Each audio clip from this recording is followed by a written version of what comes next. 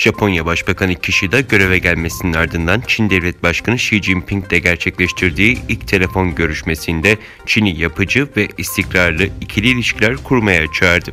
Kishida görüşmenin ardından gazetecilere yaptığı açıklamada ise Hong Kong ve Uygur Özerk Bölgesi'ndeki durumların da ele alındığını söyledi. Çin Devlet Başkanı Xi Jinping'in Tayvan'ın Çin'le birleşmesi gerçekleştirilecektir sözlerine Tayvan'dan tepki geldi. Çin Devlet Başkanı Xi Jinping, Çin Cumhuriyeti'nin kuruluşunun 110. yıl dönümündeki konuşmasında bağımsız olarak tanımadığı Tayvan'ı hedef aldı ve Çin'le Tayvan'ın birleşmesinin mutlaka yerine getirileceğini söyledi. Tayvan Başkanlık Ofisi'nden yapılan açıklamada Tayvan'ın geleceğine Tayvanlıların karar vereceği belirtildi. Açıklamada Çin taciz, ihlal ve yıkıma yönelik kışkırtıcı adımlarını terk etmelidir denildi.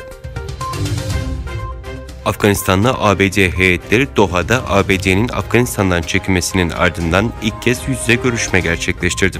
Görüşmede ABD ile Afganistan arasında yeni bir sayfanın açılması konusu gündeme geldi. ABD Dışişleri Bakanlığı sözcüsü diğer yandan bu görüşmenin ABD'nin Afganistan'daki Taliban hükümetini tanıyacağı anlamına gelmediğini vurguladı.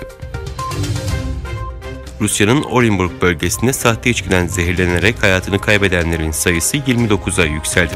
Rus basınında Orenburg bölgesinin doğusunda dün sahte içkiden zehirlenen kişi sayısının 54'e çıktığı aktarılmıştı. ABD donanması saldırı sınıfı nükleer denizaltı USS Connecticut'ın rutin operasyonlar sırasında bilinmeyen bir cisme çarptığını ve güvenli ve istikrarlı durumda olduğunu söyledi. Yetkililer olayın yerini açıklamazken basına isim vermeden konuşan askerlerse saldırı denizaltısının Güney Çin Denizi'ndeki uluslararası sularda batık bir cisme çarptığını belirtti. ABD donanması 11 kişinin yaralandığını açıklamıştı.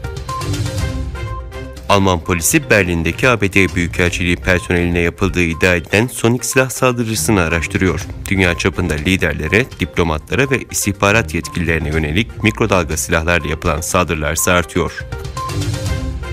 Her yıl düzenlenen Dünya Doğu Türkistanlar Kardeşlik Buluşması'nın 13.'sü ve 4. Doğu Türkistan Milli Birlik Şurası Bosna Hersek'in başkenti Saraybosna'da başladı.